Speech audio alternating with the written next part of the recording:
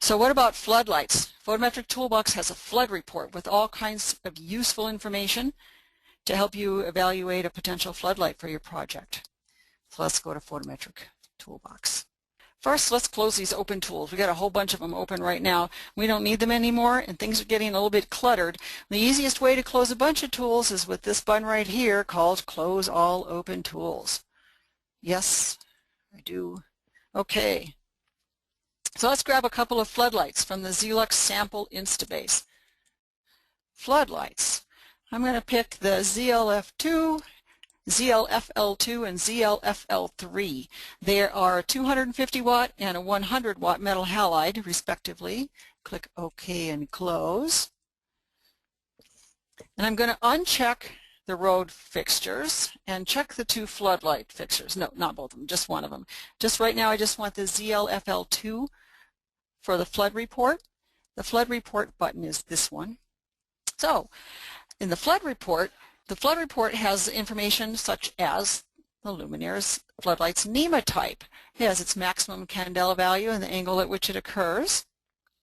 And it has the beam, horizontal and vertical beam angles, and the horizontal and vertical field angles. People often ask, what are the beam angles and the field angles? How are they defined? Well, the definitions are from NEMA, the National Electrical Manufacturers Association. The beam angles are measured out to where the intensity value is 50% of the maximum candela value, and the field angles are measured out to where the intensity is 10% of the maximum. It kind of tells you that right here. I'll cover that in more detail in our webinar, or I do cover that in more detail in our webinar called Understanding Luminaire Photometry. And now, because floodlights are typically tested with type B photometry, a different set of angles is generated. We can see that here on the Candela Array tab. The vertical angles go from 90 to -90, and the horizontals go from 90 to -90 as well, but only from 0 to 90 are shown here because floodlights are typically right-left symmetric, so they just show half the beam. On the axial display tab, you can see the display curves in polar or Cartesian coordinates. Here's the polar coordinates, but we can also display Cartesian coordinates, which is what you often see for floodlights. The ISO Candela tab, here you can get a picture of the shape of the beam. The blue curve shows the shape of the beam as measured at 50% of maximum candle power, 50% of maximum intensity, and the red curve is out to 10% of maximum intensity. The floodlight, this floodlight, as you can see, is more narrow in the vertical direction than it, and wider in the horizontal direction, at least in the middle of the beam. Not as big of a difference out here in the wider part of the beam.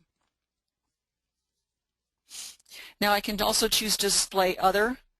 If I click here for 30 or 0.3, this is going to show me, and then replot. This shows me the candela curve for values, the angles that are at 30% of maximum.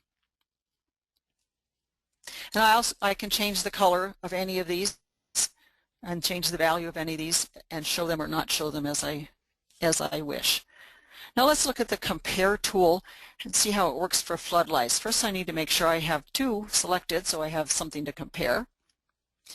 And then I click on the Compare tool for to compare these two floodlights.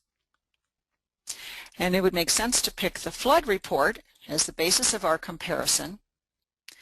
And I can see the beam angles side by side as well as the field angles side by side through here. 2D compare plot, similar to what we saw before. These are the vertical curves, check mark up here.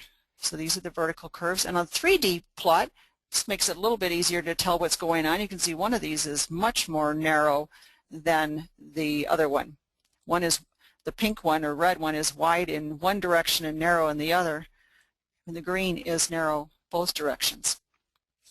But actually, I should change this because these angles here, these are the type C angles, and it says type C here, so I should really pick type B. Type B again goes from -90 to 90 vertically, which is the red arc, and -90 to 90 horizontally as well, which is the yellow arc, a little bit harder to see there.